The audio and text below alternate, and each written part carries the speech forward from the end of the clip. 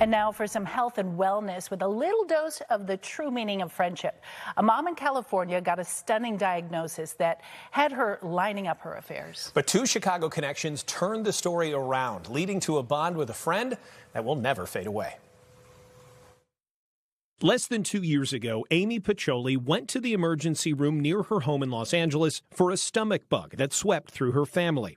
Then she got a call from her doctor that changed her life. She had said, you know, it's cancer that has spread. And I said, well, spread from where? Piccioli was told she had colorectal cancer, stage 4, and it had spread to her liver.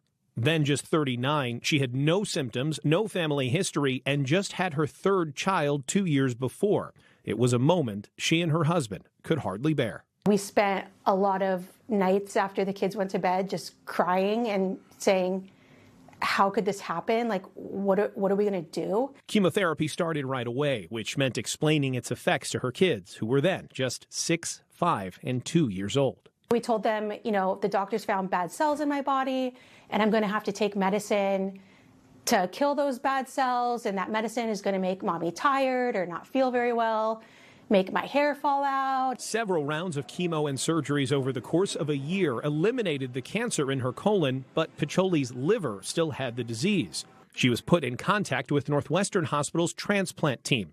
Dr. Zach Deach recommended looking for a living donor, and Piccioli didn't have to look far. So I've known her my whole life. Lauren Pryor received the email that Piccioli sent to family and friends asking if they can be screened for donation.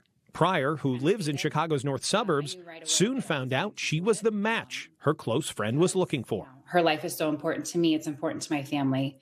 And, you know, it was what I could do to help her. Someone from Northwestern called me as I'm in a line for a ride at Disneyland and said, we found a donor. And they didn't say who it was. And I was like, oh my God, this is incredible. And then moments later, Lauren texted me that she had decided to be the donor. And so my husband and I were standing in line at Disneyland just hugging and crying because it was like, we did it. Like,